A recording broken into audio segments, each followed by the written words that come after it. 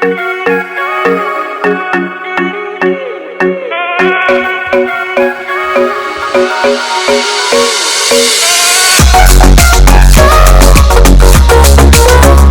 everyone, today I'm going to be sharing with you our summer schedule for this year. So for summer, we like to focus on 3 things. Number 1, making sure that the kids are having a lot of fun doing things that they usually wouldn't be doing in fall or in winter. Number 2, we want to make sure that our kids retain the information that they learned. You know, over summer, kids lose a ton of information. And that is why schools, the first month or so, they're doing review because they know that the kids forget so much over the summer. So stay to the end, because in the end I will show you some of our folders and how we make sure that our kids are retaining the information. Number 3, we want to focus on any areas of struggle so that we know if a child needs to work on times tables, let's focus that all summer long and work on times table. If there was a child that needed help with fractions, let's focus all summer on working on fractions. And so we just take the summer to enjoy, to remember, and to reinforce, and to focus on the things that we need to work on.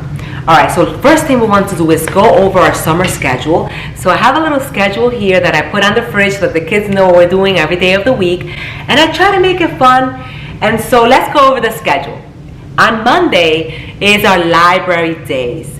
So we take that day to go to the library and take out books. So our library has a reading program, and the kids are required to read 20 minutes a day. If by the end of the week they've done that, then they get to redeem a prize, and it's really motivating for them.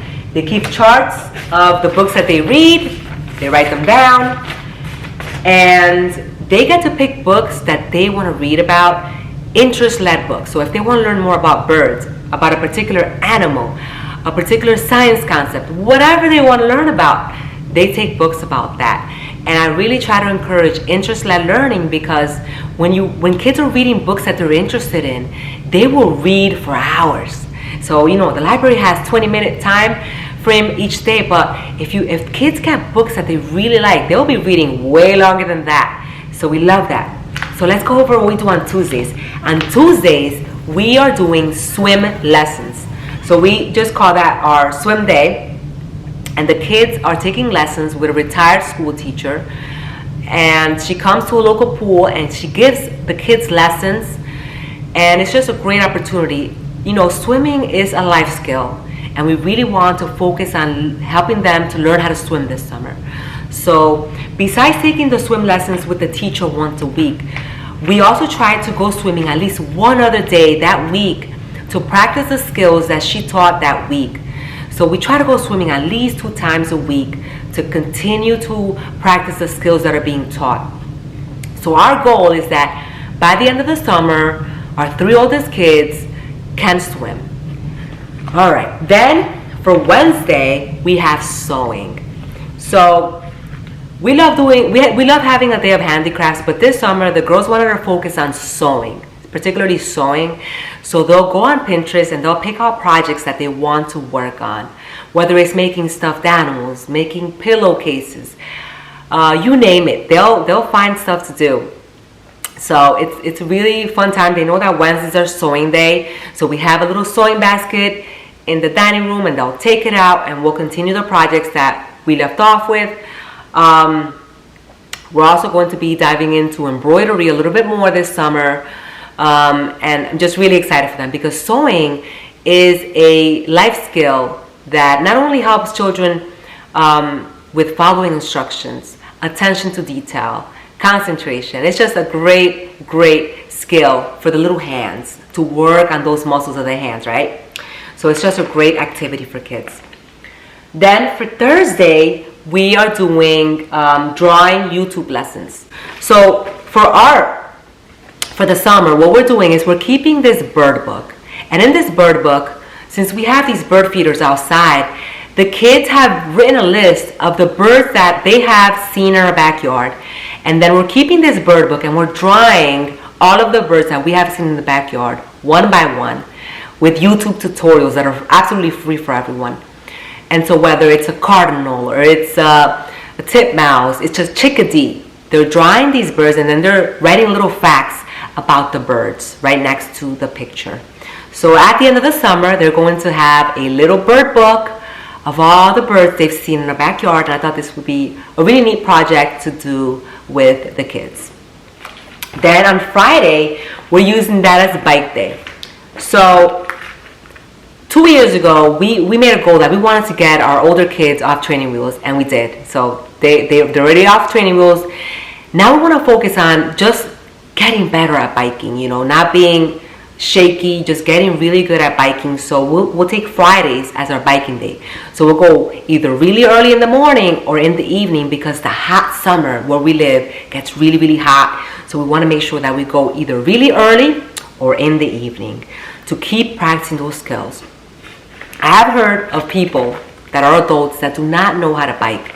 So I want to make sure that my kids are learning those basic skills: swimming, biking, sewing, right? So that is our summer schedule. Now, our kids also have a summer checklist of things that they need to do on a daily basis in the summer. So this is our checklist here. And the first thing that I want them to do is to make their bed in the morning and clear their room. And what I mean by that is, I don't want clothes on the floor. I don't want a mess in their closet. I want their beds to be made and their rooms to be clean and clear. And then I have a checklist so they can go ahead and check it off on their checklist when they're done. The next thing is our math folder. So we are keeping these math folders for the kids.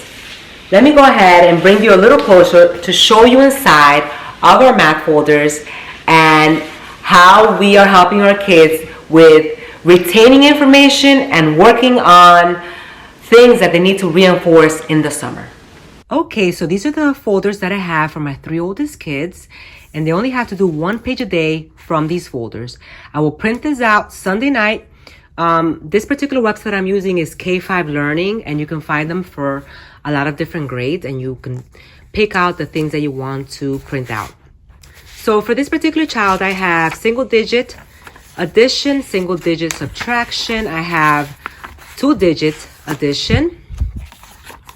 Then I have some practice with time, telling time, and also with counting money as well. So that's what I have for this child. She's mainly focusing on addition, subtraction, money, and time, just to keep it fresh for her over the summer. Then this is for my 10-year-old, and this child is focusing on continuing to multiply with 3 digits, 4 digits, 5 digits. Then we're going on measuring units and working on conversions. Then we have division with money notation, and also dividing decimals. So those are the things that I want her to keep fresh throughout the summer. 1 page a day. Then for this child, I'm having her just focus on multiplication the entire summer. I want her to master multiplication. So this is an 8-year-old, and a lot of them she knows, but I wanted her to go over it and really, really drill it in this summer. It's going by digit, so 0, then 1, then 2. And as you can see, the digit is first in order, then it's out of order. I couldn't find anything like this on the internet, so I created my own. And I'm going to link it below if you guys want this. This is a really helpful way on learning multiplication because it's going by 1 number at a time. First in order and then out of order. And the way that I have children learn multiplication is with songs. So I have multiplication songs that I'm also going to be linking below. And I gave them these worksheets. And it's just the habit of doing this every single day. So you can imagine doing this every single day for the summer. They will know and know very well their multiplication. So I'll link below the songs and also these worksheets if you are interested in them. So that is what I have for my 6, 10, and 8-year-old for their math folders. This is going to help them remember the information that they learned throughout the year, but also help them reinforce and work on those areas that I know that they needed more help with. Let's continue with the video now. All right, so that is our math folders.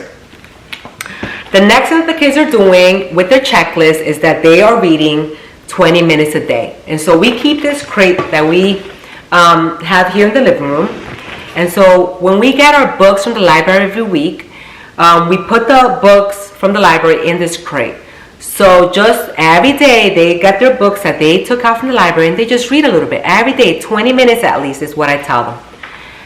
Then the next on the list is play your instrument for 20 minutes. So as part of our homeschool, our kids are required to learn how to play an instrument. We have kids that play violin, other kids that play piano. We want them to continue practicing their instruments over the summer so that they don't forget. And so I tell them 20 minutes is what I want you to practice. So I have them set a timer. Sometimes they don't set the timer because they just know what they need to practice. Or they know what they want, what they've been working on a particular piece, and they just work on that, and they don't really need to time anything. The last thing that I have here on our checklist is continuing to get better in our Spanish. And so I want to make a whole video on how we are raising our kids bilingual. But throughout the summer, I'm continuing to have them work on a program called Duolingo. I'll link it below in the description box. And we use multiple language learning programs, but through the summer we're using Duolingo. And Duolingo is a great program. I'm not being sponsored by them in this video, but it is a really great program for learning languages. And it's a really simple and easy to use app, or you can use it on your computer as well. So I'll have them do a lesson in Duolingo every day. So this is their checklist, and then I will ask them, have you done all the things that you need to do today before you go play outside? Because the reality is that our kids really just want to go play outside and want to go have fun, and they get to have these things done early in the morning so that they can just go on with their day. And they're used to it because that's exactly the kind of schedule that we have throughout the year. Except that in the summers, they get to wake up later and they can complete their checklist in the morning whenever they wake up. Then, the last thing that I have is I read aloud. I'm a read aloud mama. I'm a book junkie. So you guys know that I'm always reading something aloud. So we're finishing up our Star Spangled Story book, our textbook for this year. We're finishing it up. This was our history curriculum for this year. And we should be finished with it in the summer. And then we're reading 2 missionary stories. We're reading Amy Carmichael and George Muller. I really like to teach my children about missionaries, people that went far beyond what humans usually do to serve their fellow humans. And it just teaches children about generosity and contribution, and that I'm really all about that. And so that is our summer schedule. I'm going to link below in the description box anything that I mentioned from the math folders. But I really hope that you guys got some insight on some things that you can derive from this video to add to your summer to make it productive, effective, and fun for your kiddos. I hope you have enjoyed the video, and I'll see you in the next time. Bye-bye.